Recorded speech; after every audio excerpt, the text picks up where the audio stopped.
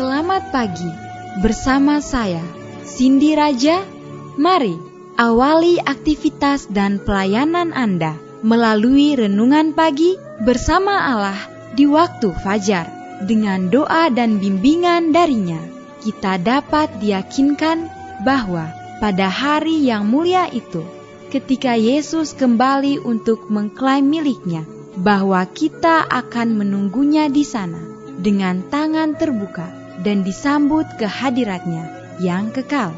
Ditulis oleh Ellen G. White bersama Pendeta Denny Kanajo. Selamat mendengarkan. Shalom, selamat pagi para pendengar yang diberkati oleh Tuhan. Dimanapun Anda berada saat ini, kita akan sama-sama mendengarkan firman Tuhan melalui audio renungan pagi. Pada tanggal 19 Juni 2022 dengan judul Seperti Pohon. Sebelum kita melanjutkan bacaan renungan kita pada pagi hari ini, kembali saya mengajak semua para pendengar yang setia untuk berdoa bersama-sama. Bapa kami yang bersemayam di dalam takhta kerajaan sorga, terima kasih Tuhan Yesus oleh karena kasih dan rahmat-Mu begitu besar bagi kehidupan kami, lebih khusus panjang malam di dalam pembaringan kami. Hingga tiba di pagi hari ini kami dibangunkan dengan tubuh sehat dan segar. Sebelum kami melakukan segala tugas pelayanan pekerjaan kami sepanjang hari ini, kami rindu untuk belajar mendengarkan firman Tuhan. Curahkanlah kepada masing-masing kami kuasa Roh Kudus-Mu. Terima kasih Tuhan Yesus, dengarlah doa kami Bapa, dan mau mengampuni segala dosa kami, karena kami sudah berdoa hanya di dalam nama Tuhan dan Juru Selamat kami. Amin. Ayat inti kita terambil di dalam Mazmur 1 ayat yang ketiga. Demikian firman Tuhan, ia seperti pohon yang ditanam di tepi aliran air, yang menghasilkan buahnya pada musimnya, dan yang tidak layu daunnya. Apa saja yang diperbuatnya berhasil. Mari kita ikuti penjelasannya. Seharusnya tidak boleh ada kepura-puraan dalam kehidupan mereka yang memiliki kekebaran yang begitu suci dan mulia, sebagaimana kita telah dipanggil untuk menyampaikannya. Dunia sedang menyaksikan umat masih Advent hari ke-7 karena ia mengetahui sesuatu tentang pengakuan iman mereka dan standar mereka yang tinggi, dan ketika dunia melihat mereka hidup tidak sesuai dengan pengakuannya, maka dunia menunjuk kepada mereka dengan cemooh. Mereka yang mengasihi Yesus akan menyelaraskan semua aspek dalam kehidupan mereka dengan kehendaknya. Mereka telah memilih untuk berada di pihak Tuhan, dan hidup mereka secara menyolok sangat berbeda dengan kehidupan duniawi. Penggoda akan mendatangi mereka dengan bujukan, dan supaya sambil berkata, semua ini akan kuberikan kepadamu jika engkau mau menyembah aku. Tetapi mereka tahu bahwa dia tidak layak menerima apapun, dan mereka menolak untuk menyerah pada godaannya. Melalui anugerah Tuhan, mereka dimampukan untuk menjaga kemurnian prinsip mereka tanpa noda. Malaikat suci dekat di samping mereka, dan Kristus dinyatakan dalam ketaatan mereka yang teguh pada kebenaran. Mereka adalah prajurit Kristus sebagai saksi sejati yang memberikan kesaksian yang menentukan dalam mendukung kebenaran. Mereka menunjukkan bahwa ada kekuatan rohani memungkinkan pria dan wanita untuk tidak menyimpang sedikit pun dari kebenaran dan keadilan, untuk semua anugerah yang dapat diberikan.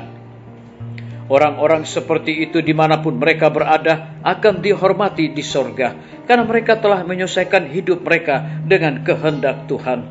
Tidak peduli pengorbanan apa yang mereka harus lakukan. Disalin dari buku Testimoni jilid 9 halaman 23 dan 24. Manusia harus memiliki kekuatan moral, integritas yang tidak bisa disanjung, disuap, atau ditakut-takuti. Disalin dari Testimoni jilid 5 halaman 297. Biarlah pembacaan renungan kita saat ini akan menjadi berkat bagi kita semua. Mari kita tunduk kepala dan kita berdoa.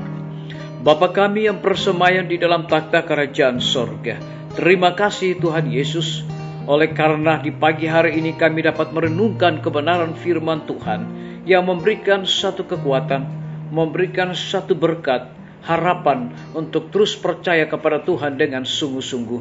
Lebih daripada itu, memberikan satu penekanan kepada kami. Mereka yang mengasihi Yesus akan menyelaraskan semua aspek dalam kehidupan mereka dengan kehendaknya.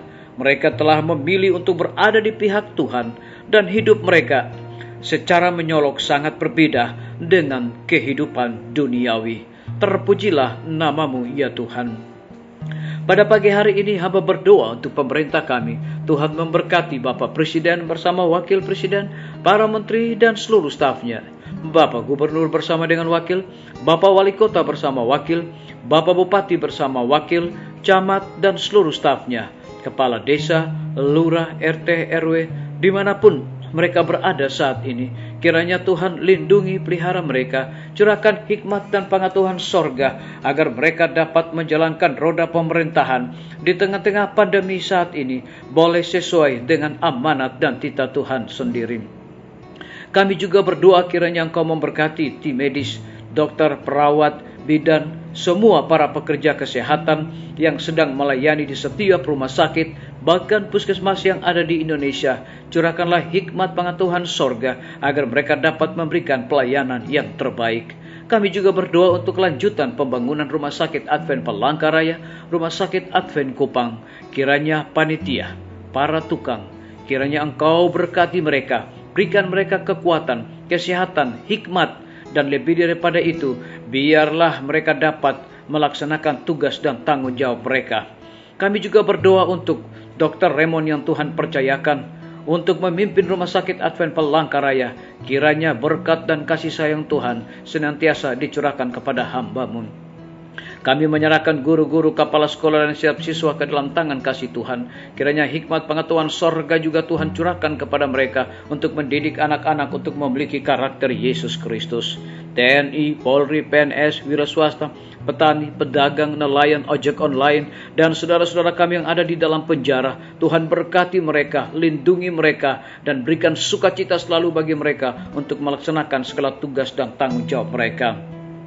Kami berdoa untuk para pendengar yang setia yang berulang tahun saat ini. Dengan bertambahnya usia yang Tuhan percayakan di dalam hidup mereka, mereka juga selalu bersyukur dan melayani Tuhan senantiasa.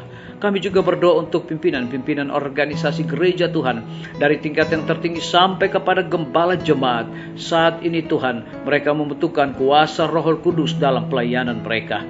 KKR, Belajar Alkitab Interaktif Online, KPA, Tuhan berkati semua para pembicara dan narasumber dengan hikmat sorga. Kami juga berdoa untuk para pendengar yang setia, yang berada di dalam kebimbangan dan juga ketidakpastian hidup. Tuhan berikan iman yang teguh untuk terus berharap bersandar hanya kepada Tuhan Yesus. Terima kasih Bapa yang baik, ampuni kami Tuhan, karena kami sudah berdoa hanya di dalam nama Tuhan dan Juru Selamat kami. Amin. Sampai jumpa. Tuhan Yesus memberkati kita semua.